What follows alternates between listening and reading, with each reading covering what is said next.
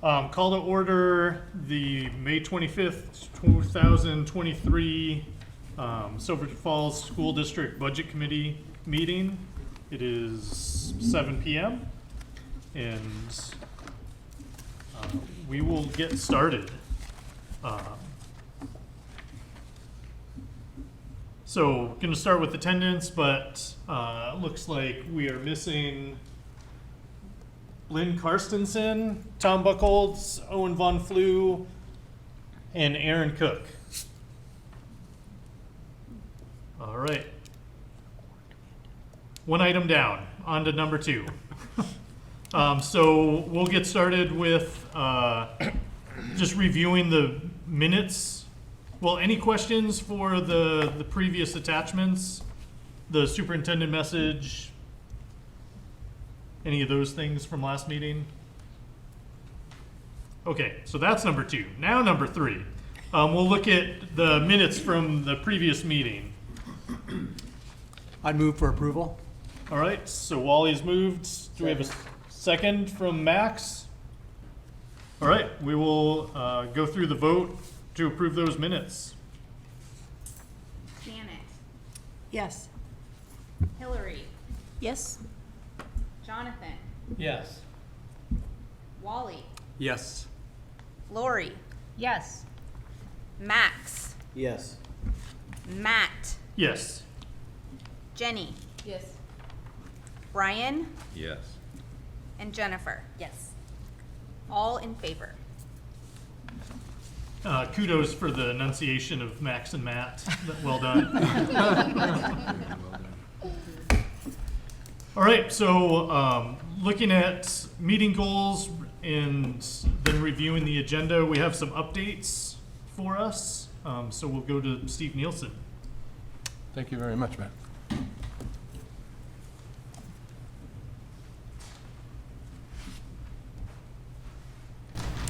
Good evening, everybody. Thanks for joining us on a beautiful evening.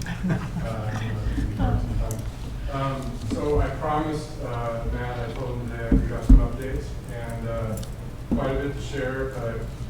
My goal is no longer than 30 minutes, and I can tell you it's only 9 slides. So I'm gonna do the first 3 of them first. Make sure I remember. Updates since May 11th. I'm happy to say that 95% of the updates are quite positive, I would say, and I believe that we have improvement on both the revenue side and the expenditure side. And I believe that as long as the committee feels satisfied that all questions have been answered previously and tonight, and that you feel that the funds in the plan tie well to our strategic plan, that from the administration's perspective, we would recommend approval of an amended budget, and I'll get into those details here in a moment. So, as you recall, this was our budget timeline that we presented last meeting. I would say that nothing has changed here except for the fact, even though it wasn't specifically referenced on here, I did mention that the budget hearing with potential board adoption was originally slated for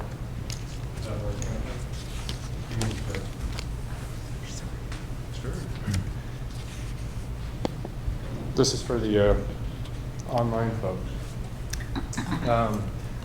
The board meeting for June, regular board meeting, has been changed from June 20th to June 12th to Tuesday, June 20th, because we needed one more bond advisory committee meeting, which is next Tuesday, May 30th. So the big headlines are what's happening in Salem. And this is a timeline of events here. There's been a lot of information that's come out since May 17th, basically. But as we mentioned at our May 11th meeting, basically the Senate Republican walkout began May 3rd, and that's still ongoing. I think there's 100 plus bills in the Senate right now that are stalled due to not having a quorum since May 3rd. So that obviously affects, the whole state budget, including our situation. The state quarterly revenue forecast was released. I guess that was last Wednesday. and I sent the committee an email with the summaries there. Hopefully you had a chance to at least look at the highlights, but really quite amazing. It blew the projections from 3 months ago out of the water once again. That was not expected to be that much of a change, but that's happened again. So basically, I think the big takeaway for at least related to schools is the corporate kicker increased by $300 million. And as you may know, corporate tax kicker must go to K-12 education. So that provided an avenue without making any difficult decisions for the state leaders to increase the state school fund from $9.9 billion to $10.2 billion. So, as we kind of expected, May 22nd, there was a memo that went out, and Kim's going to pass a copy of that out right now.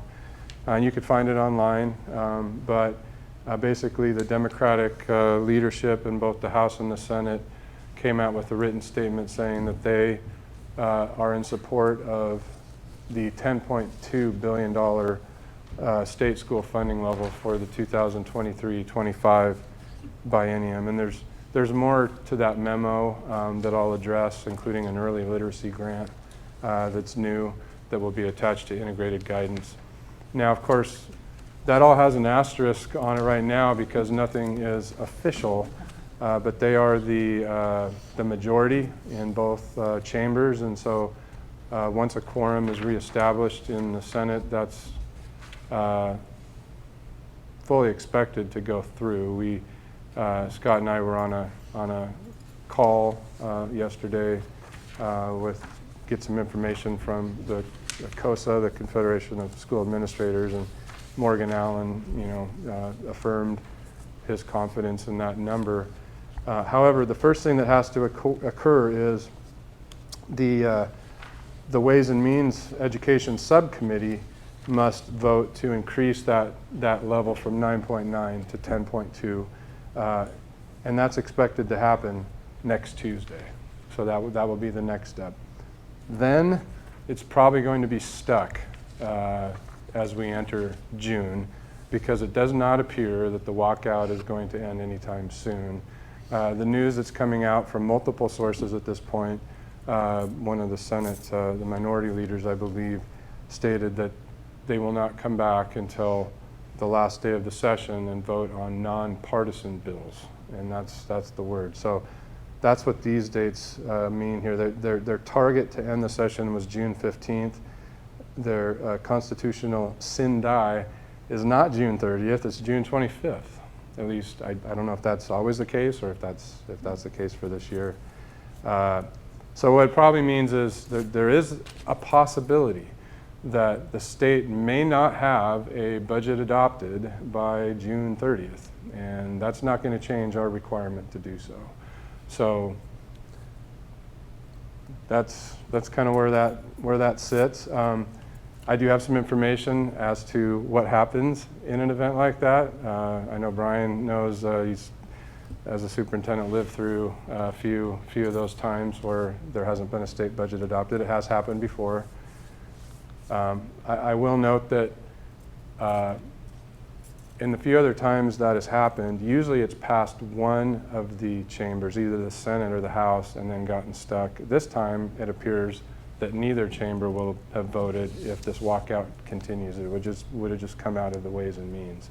So that would be a little bit of a difference. However, unlike the federal government, the state of Oregon does have a mechanism by which to continue operations. We hear a lot on the news about the federal government where, hey, we don't get the debt ceiling figured out or don't pass the budget, that the whole government shuts down. That's not the case in Oregon, fortunately.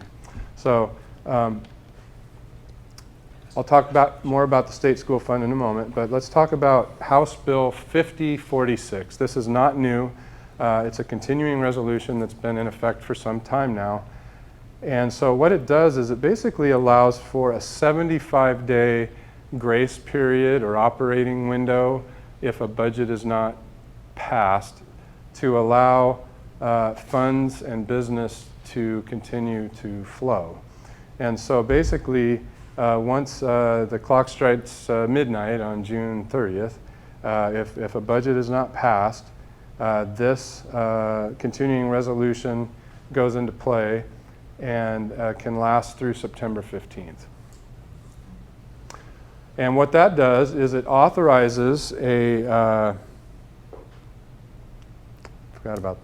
authorizes minimum expenditure authority, and basically they can continue to pay based on the budget from the 21-23 biennium. So for school districts, ODE would be automatically authorized to issue state school fund payments based on our current funding level, which is $9.3 billion, while they're working out their issues and to pass a budget. So just at its surface, that would be somewhat alarming, but that part really is not.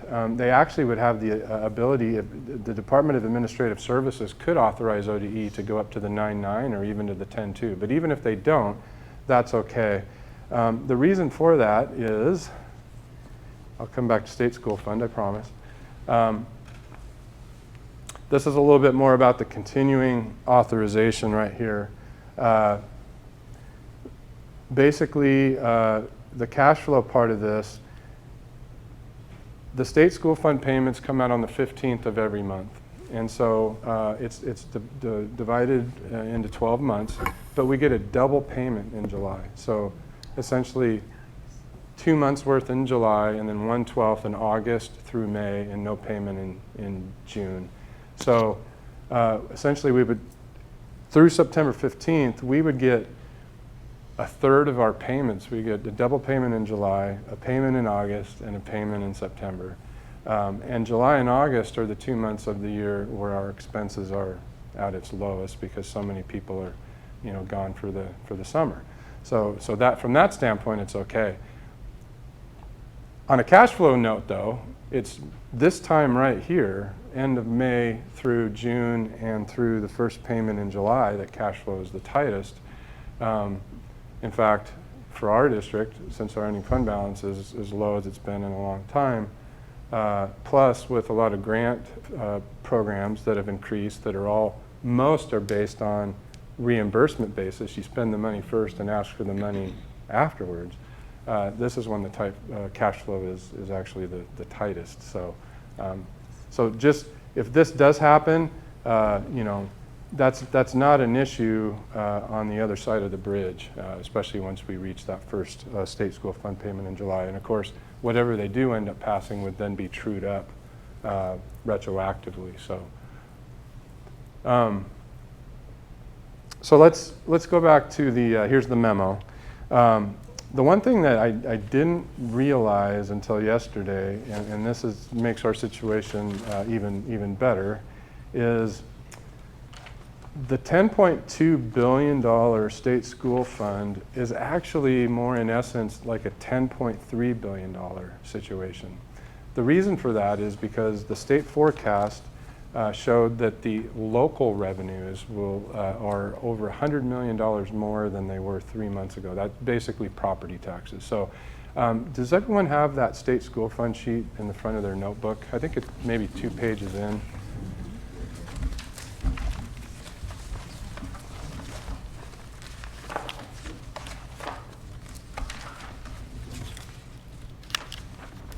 Everyone have this? Yeah. So if you look at so if you ever go to this site, page 1 is always, hey, here's our appropriation at the state level and how it's broken down, and then they show every school district. So you can see every school district in the state. So when you go to this, you want to look at page 1, PDF page 1, and PDF page 132. Silver Falls is always page 132 when you scroll through the school districts. But basically, when you look at this, you can see, this is the estimate for 23-24 at the $9.9 billion level, which they put out in March, based on both the governor's budget and, well, basically the co-chair's budget, I guess. But 9.9 is really just the state portion of what is given to schools out of the state general fund budget. But when you go down this column, if you look about halfway down, you can see district local revenue and ESD local revenue. So and then it says local revenue for formula. So you can see it's almost $2.5 million, $2,475,000. That amount is added to the, in this case, $4,851,000, which is 49% of the 9.9.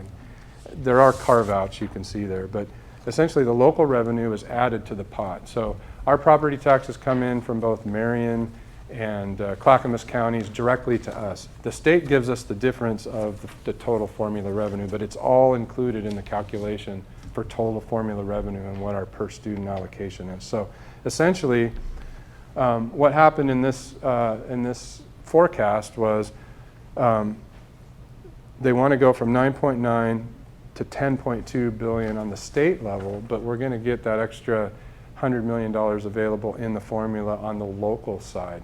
So essentially what happens is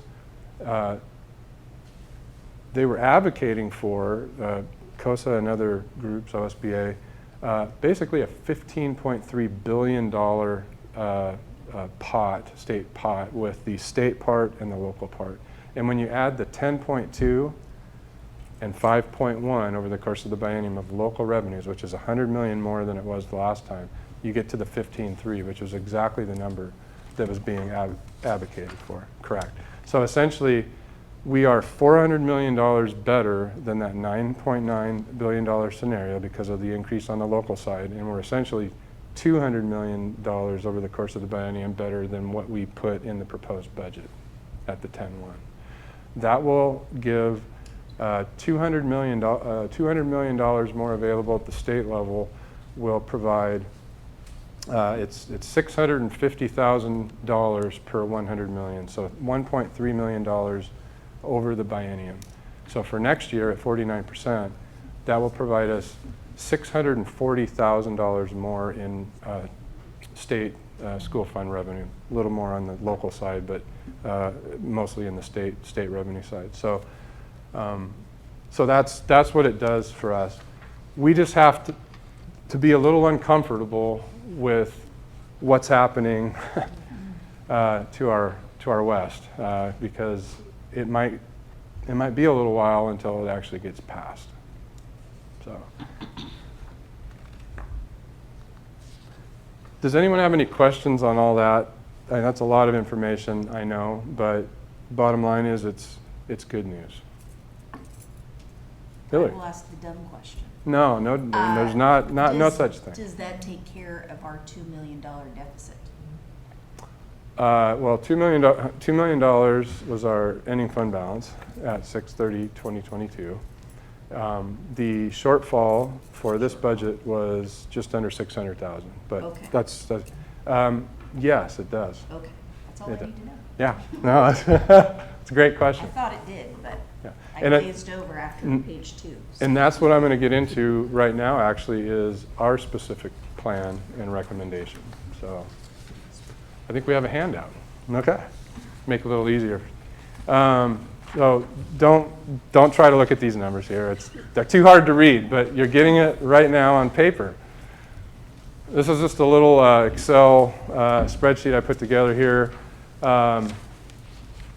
With our plan, I am recommending some amendments to the budget. So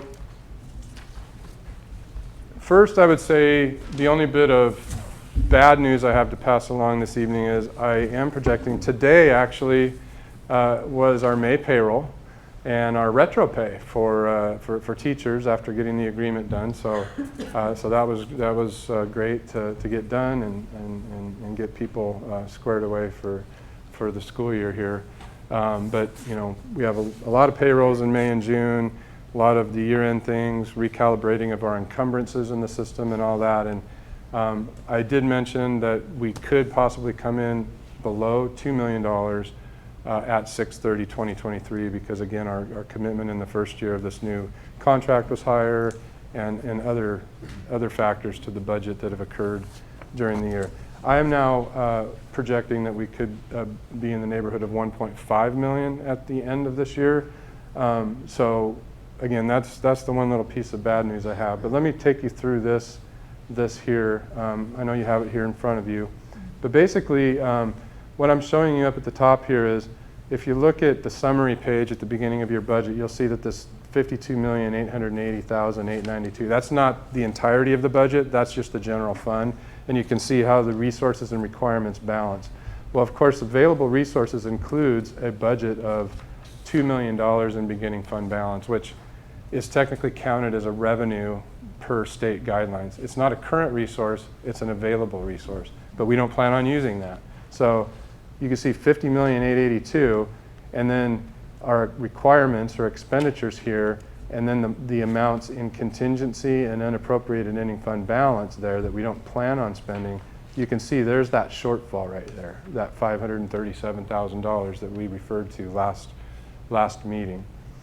So we kind of left the meeting knowing, hey, we've got a shortfall. We need to balance it. We need to make sure next year we've righted the ship. We're not using any more ending fund balance. And if so, if possible, start to build it back up and then really take that thing off in 24, 25. So this here, so first we have identified well, the first thing I want to say is we do want to increase the revenue, current resources, by $640,000, which I just mentioned to you kind of how that reconciles. But I also want to reduce our projected beginning fund balance by $500,000, so from $2 million to $1.5 million. So this is the change on the revenue side.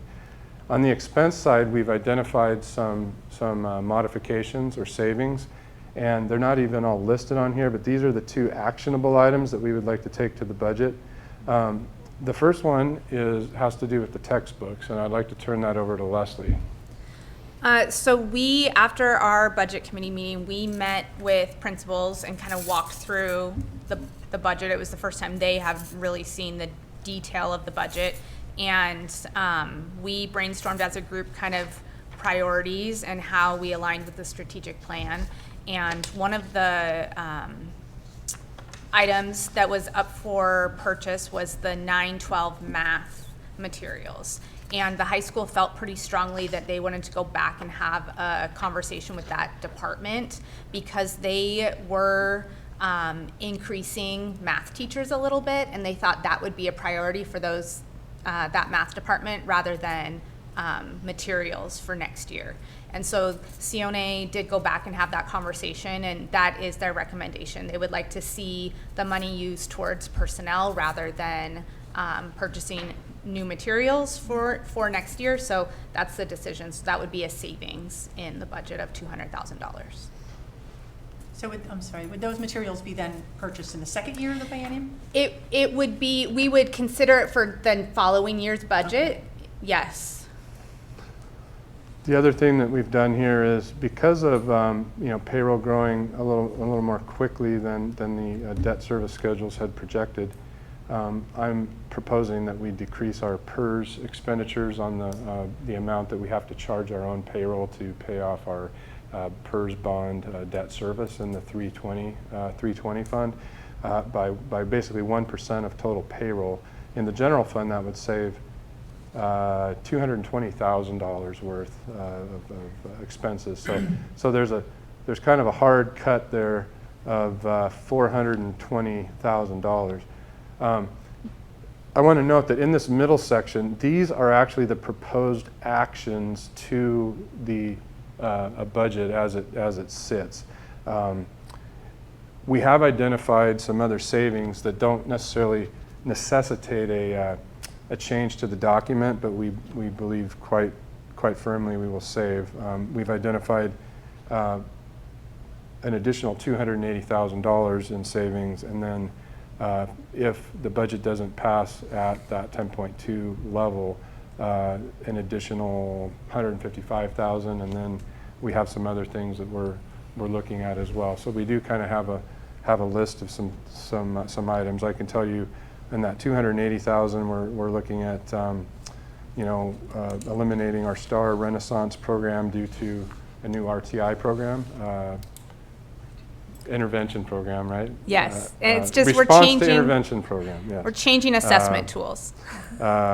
We can ratchet back on our nursing services a little bit now that we're, past the height of COVID.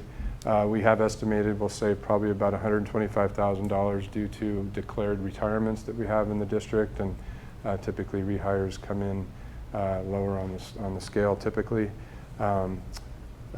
We do have some other minor, identified $30,000 in some facility department budget adjustments. That's a bulk of it. There's a couple other smaller items as well. So really this bottom line could end up being at least $300,000 better, but it also provides a buffer for, like this year we had the Robert Frost boilers go out, for example, and that wasn't in our budget. So here, these are the proposed actions to the budget. And so to bring it back into balance here at that 53,020,892, you have to put it somewhere. Well, you have this $560,000 here that basically was a net savings, and we stick it into what's called the unappropriated ending fund balance, which is money set aside. It has to be an expenditure to bring the budget into balance, but it's not really an expenditure. In fact, it's money we can't spend by law, even if we wanted to. So basically it's setting more money aside. So what that does up to the actual ending fund balance is if we're starting 7/1/23 now at 1.5, this action here will bring it up to a projected 2,022,598, which is where we started this year. But that doesn't include these other identified savings. And again, we have a list of some possible others. So hopefully that makes sense. I tried to lay it out from, this is where we are. These are the actions and adjustments that we would recommend. So addition to revenue, decrease in projected beginning fund balance, and then taking these expenses down in the budget, and then increasing unappropriated ending fund balance.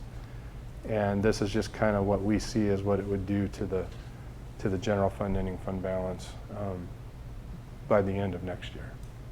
I didn't catch, sorry, the decrease in the PERS expenditures. And so I guess my question is there, or what would be the long-term effect on that decrease? It didn't seem like a whole lot. Yeah, it's just a savings for next year based on where we think our payroll is. So we have a number of, we have a few different buckets of PERS. So we have a rate that PERS gives us every 2 years, and it's renewing this year, and the rates went up a little bit, that we have to charge for Tier 1 and Tier 2. That's a specific rate. And then OPSRP, which is really like Tier 3. It started in 2003. There's a rate for that. I think it's about 2% for OPSRP and 5% for PERS 1 and 2. Now, the reason our rate is really low is because we took out pension obligation bonds in 2003 and 2004, and then we did another one in 2021. And we basically paid off our PERS unfunded actuarial liability early, and it's in a set-aside account. And this latest round, we were able to borrow at the lowest rate in the history of the program at 2.46%. So as long as the PERS investment performance outpaces, which the assumed earnings rate for PERS is it 6.9% now? Used to be 8. As long as it outperforms our borrowing rate, we will save money over the 20 or 25-year term of the bond. We're winning quite favorably on our 2003 and 2004 bonds, which, by the way, that's another sunny item for long-term planning, is those pay off in 2027. But essentially, for those PERS bonds, we have to charge our payroll approximately 15.5% for those bonds. So we have 15.5% for that. The school district pays 6% for what's called the PERS pickup. A lot of school districts do that, and a lot of government entities do that. The employees by law are required to put 6% in. We do the 6% pickup. We pay that for them. And then these other rates I just talked about, which on average we have more OPSRP employees now than we do Tier 1, Tier 2. That's really hard to believe. It's 20 years since OPSRP has started. So it averages about 3%. If that percentage is calculated Mhm. based on the assumption of what Mhm. there's not going to be a huge issue long term?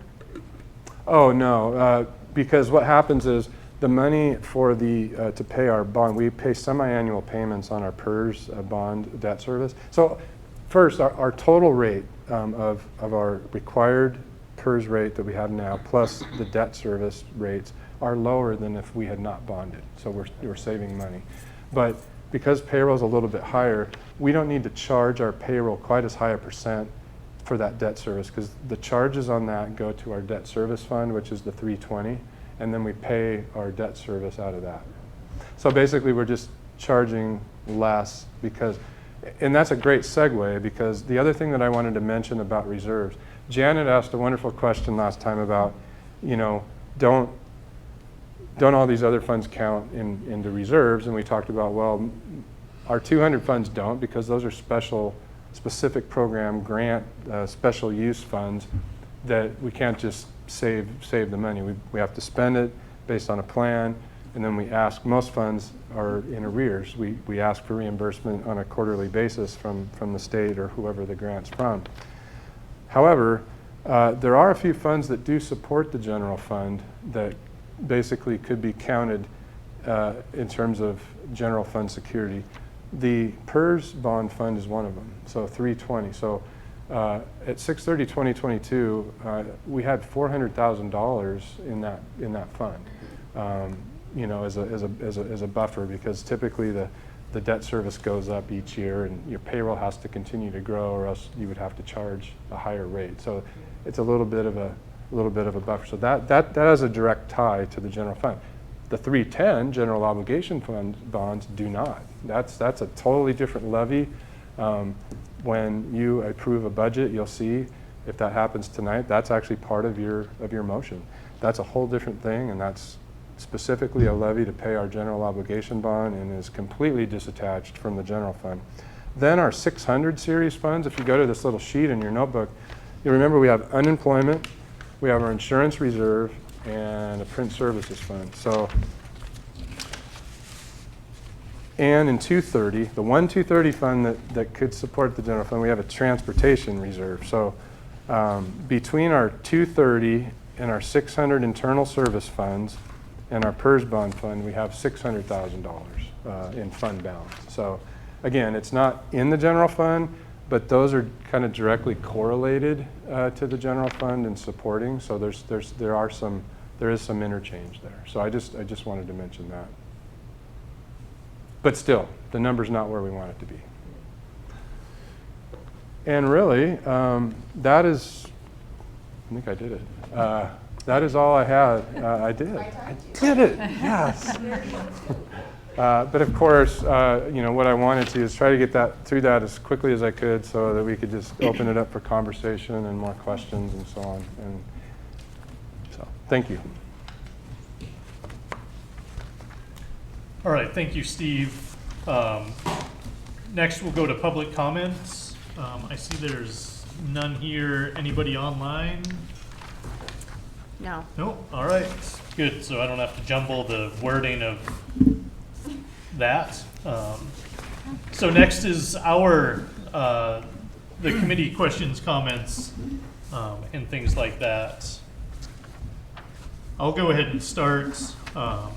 Something that came to mind over this last week was PGE had proposed a 14% rate increase for next year, and so I was curious what that meant for the budget. Yeah, I appreciate you asking that question, Matt. And based on what I saw today, I think we might be, no pun intended, about $15,000 light in the budget.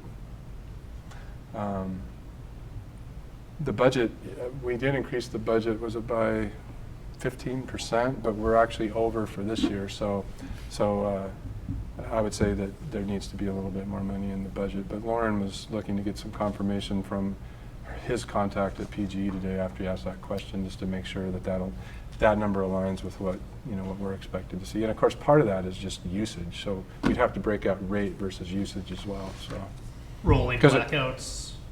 Yeah. Get us there. Right. Yeah. So, but that's. Yeah. In full transparency, Might I be a little emailed low. Steve this question because I figured that that's not a great from off the cuff sort of I was impressed. answer. So. He knows his stuff. Yeah, no, he brought it up. It was a great question. I really appreciate it. So, What's the most responsible steps for us to take at this point? yeah, I think that, after, I mean, it isn't as deep of an analysis as I would have liked to do for myself here, and Lauren couldn't get the answer back today. It might be prudent to, make another amendment, say add $20,000 to utilities in the budget, just to, because we've identified something that might be short, and maybe by adding some resources there, we wouldn't be having a problem if we ran into something else, as far as at least appropriations. And is that something that could just come out of the reserves anyway?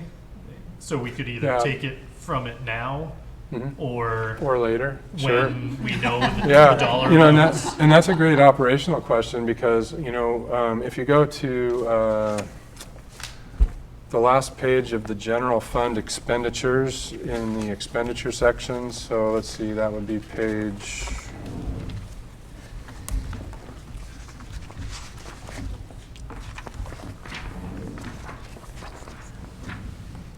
67. So these two items that I just talked about, when I went through the sheet and said, we're going to add 560,000 to unappropriated ending fund balance, this is where all this action occurs here on page 66 and 67. So on page 66, you could see operating contingency, and for 23-24 we had $938,001.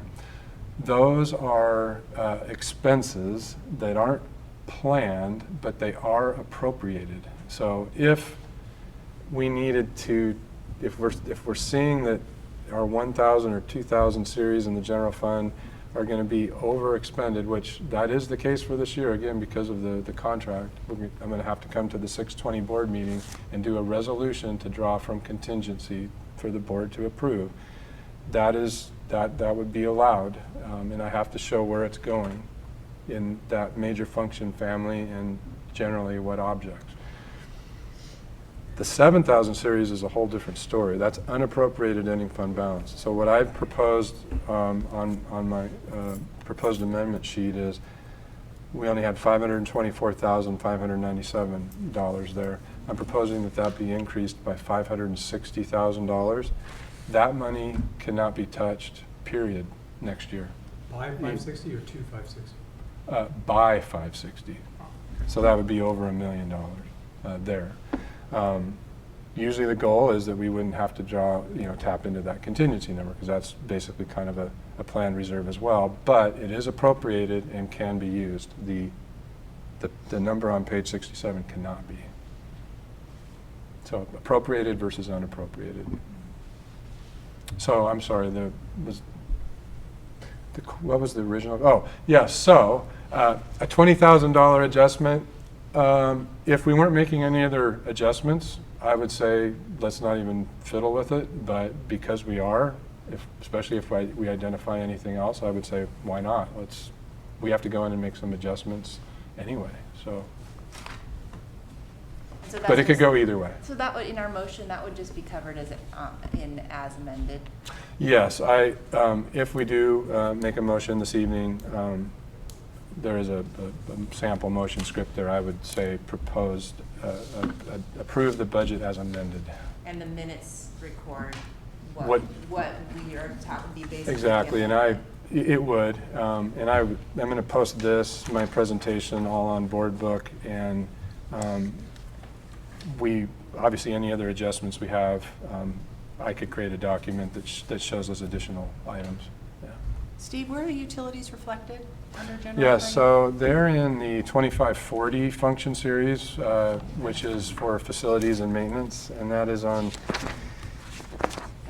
page 55. Starts on page 54. Actually 55, because we've got them broke out into their subfamilies here. So it would be in the 2542 series, and they are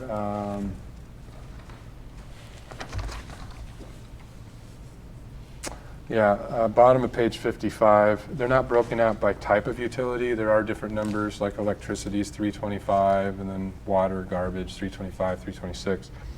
So the property services, 320 at the bottom of page 55.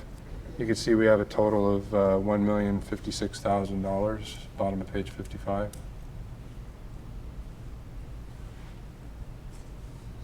And you were saying you needed it was going to go up by 20,000 or 20%? 20,000. 20,000. Yes.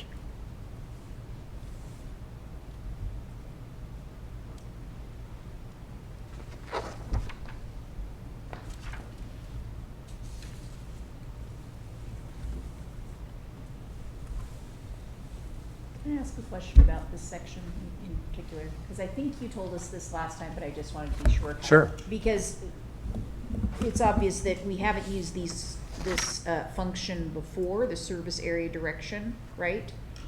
Because this is the first year we're Oh, yeah. categorizing Mhm. things under there. Is that just because it used to be a different function?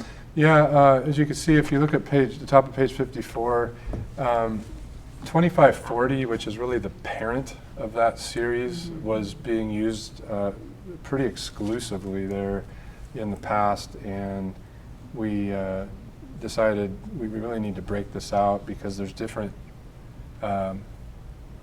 parts of the maintenance, and this would be, I think, more informative to the readers to say, 2541 is basically service area direction, which are, managers and such.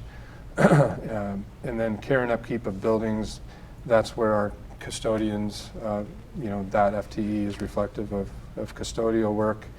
And then, of course, our utilities down in purchase services and supplies and so forth as well. 2543 specifically relates to our groundskeeping crew. In 2544, we have 3 FTE, which includes our HVAC technician and 2 general maintenance workers who work all around the district fixing things. So yes, it just provided a better level of detail. Mhm. It's only loosely related to the electricity usage question, but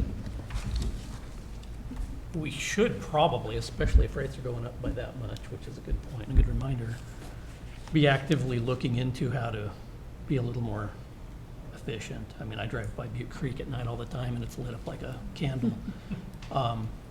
Kind of ridiculous, honestly. But if we could find some way of being a little bit more careful, we might save that same 20 grand that we just talked about having to appropriate. So, Mhm. just a thought. Yeah, good suggestion. I know that night custodians are working during that time, but certainly I think there could be phasing of light usage, and obviously sometimes there's evening events, but I don't know. One question I would probably ask as well, because I don't know, is what buildings have the automatic light timer sensors and which ones don't, because that I know I I've don't never know. driven by it when they were on. yeah. Okay. So, Wow. I'm just saying, right? I mean, maybe they do go off at No, maybe they do.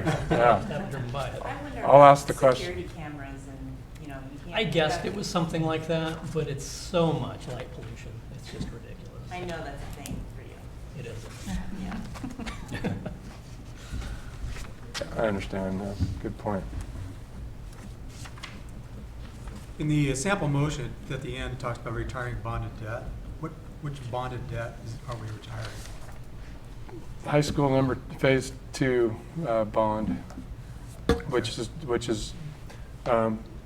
the current bond pays off in June 2027, and so we're getting close on that. But taxpayers for that amount of money, taxpayers right now are paying about $2 per $1,000 of assessed value, or $200 per $100,000. We're not really retiring it, that we're paying it down. Right. Okay. Yep. I thought it was further out than this year, so. Yes. Yep. Yeah, what does it say here? For the purpose of retiring, which is an ongoing action, yes. Yes. Could maybe be wordsmith a little. Thank you for that, for saying that. I've got another clarifying question. Goes to Leslie. The discussion about the math teachers versus textbooks, was the original, but did the original budget include both? Because, okay. Yeah, yeah. Thank you. That wasn't clear the way you described it, but that helps. So there's 3 main sections, right? And we just deferred one. So what, can you go over that? So we will be moving forward with purchasing K-5 math materials and 6-8 English language arts materials. The 9-12 math materials, they were working on, they haven't even presented to the board yet.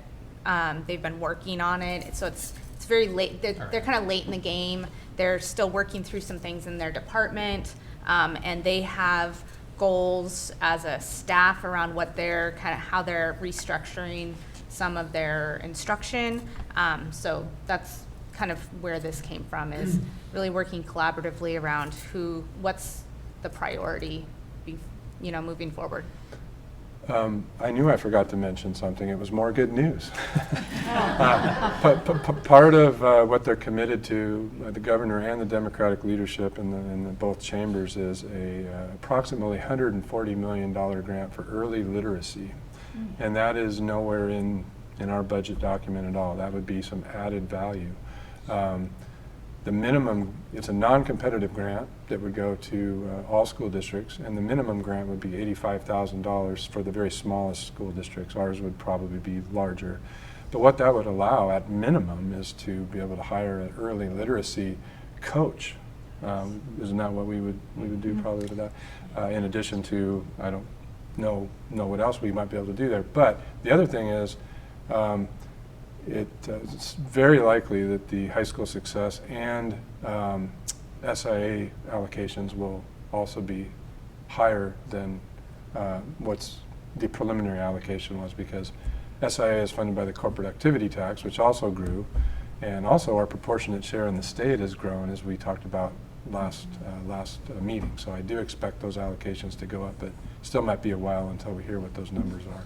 I would love to comment on the literacy coach option, because not everybody might understand what that is, but when you go to teacher training school, they don't really teach you how to teach reading. You learn that kind of stuff. I mean, maybe it does now, but no, I know they still don't do it. The coach would become the expert that helps teachers incorporate some science-based strategies into their practice, which is huge right now, because teachers are saying, I need help, but especially if there's been lack of learning over the pandemic. You get kids in older grades who still aren't, they might have picked it up earlier if we had a normal couple of school years. And so those teachers need more ideas about how to approach reading for kids who need more support. So that would be a fantastic opportunity. But my question is, does the walkout affect that bill? And so is that one that just could be floating out there that never gets attention? Yeah, I believe it's I don't know if it's wrapped into the 50-15 state school fund bill, if it's a separate bill. I'm not sure. That's a great question. Can get an answer for you on that, but it is affected like everything else. It's not officially put into action until they come back and start voting. So, okay. Were you going to say something else on that, Leslie?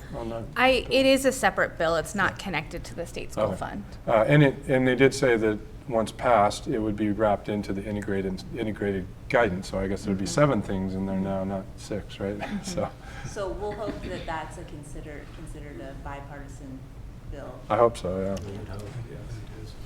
Yeah.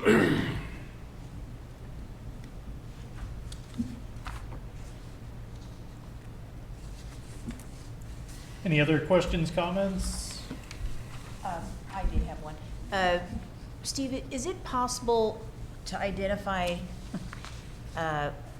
where the funds come from the budget that are paying for, like the Wanaha group in our bond? Because that comes up all the time. How much are we spending on the bond? Well, I'd love to be able to go right here, and it's, you know, this proportion.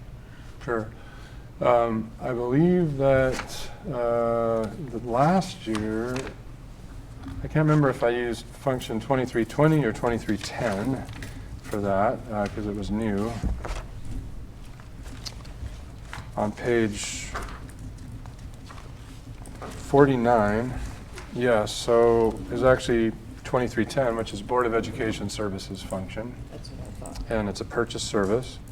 That number there, 49, page 49, 145,500 for the 23-24 budget. Now that also includes our audit services for 35 to 40,000, our required annual audit, as well as legal fees. And then you can see how that number bumped up last year's budget to this year's. It was just a kind of a guess at that point because we knew we were going to need help. And so I can say we didn't budget enough. I think we budgeted 50,000.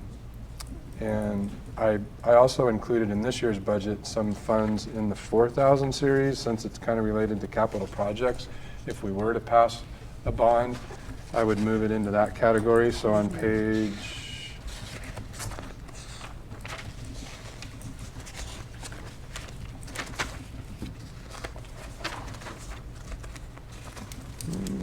page 64, you know, there's 150,000 in the 4,000 series in the general fund, and again, that's just don't know how things are going to progress, if things will pass, what the expenses might look like, but it's just between that 2310 function and the 4,000 function, trying to plan for,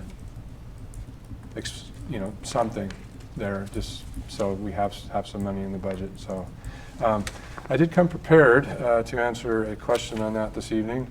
I can tell you that year to date, since July 1st, we've had 4 companies help us, and we've spent $165,000 year to date.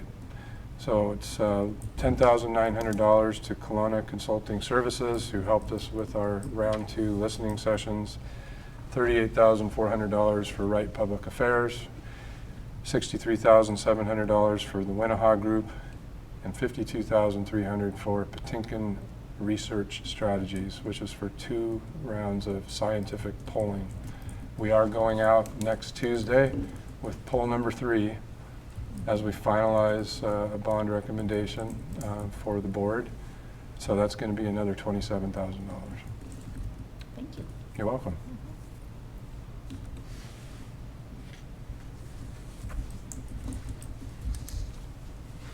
So if I summarize this, and I'm just looking for clarification, sort of compared to last time, a couple of things changed. We think we're going to dip further into reserves this year than we thought, but the net effect of the updated budget, the one you're asking us to adopt tonight, is that we're going to replenish, theoretically, what we were dipping into this year, bringing it back to approximately a $2 million line, with the theory being that in the next fiscal year, the 51% year, we should be able to grow it some beyond that 2 million mark. Do I have that about right? You do, yes. With the adjustments we're actually going to make to the budget document, but we've also identified $281,000 more in some savings and minor cuts that could bring that number closer to 2.4. But again, we could have boiler situations, what have you. But there is a pathway for something better. So there's a even at the pathway end of for next year. better, but really, hopefully not a pathway for dipping in beyond. So it could be better than 2, but it'll at least be 2. Is that what I'm hearing? That, yes. Okay, Yep. thank you.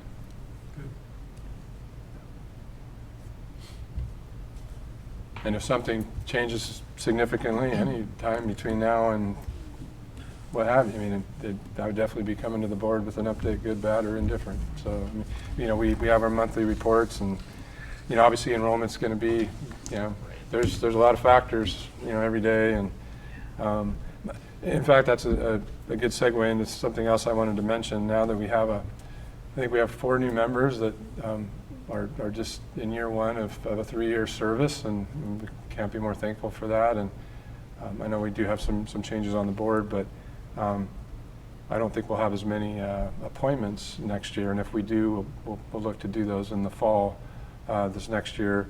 But I think my goal would be sometime in mid to late October, after we've got the school year started, after hopefully a budget's been passed, and we have the school year going and head counts firmed up.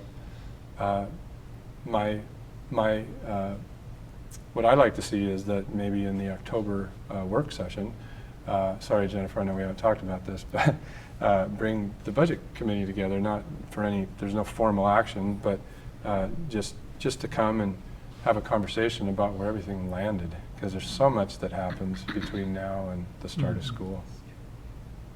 And just basically make that the start of ongoing conversation throughout next year. That's what I would like to see. Yeah, I like the sounds of that. A colleague of mine shared that they typically get things rolling in January with a meeting of that sort, where it's looking at the actual previous year's budget and better understanding the ins and outs of that, and then moving forward. Absolutely. I think an October discussion would be great, just to reconcile everything and update, and then after the holidays, something else to really kind of get it moving. Talk about goals and priorities.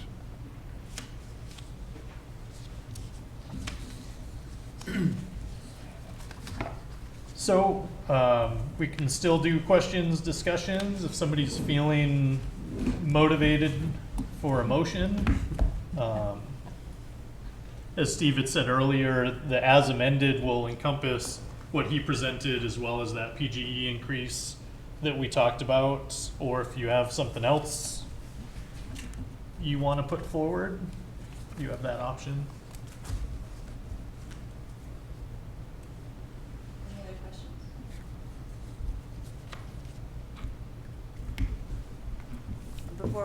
I'm happy to make the motion, but before we do that, I just wanted to thank everybody for all the hard work. And Steve, it's amazing how you can just flip to the page and tell us where it comes from. I'm very impressed, so thank you so much for your continued hard work.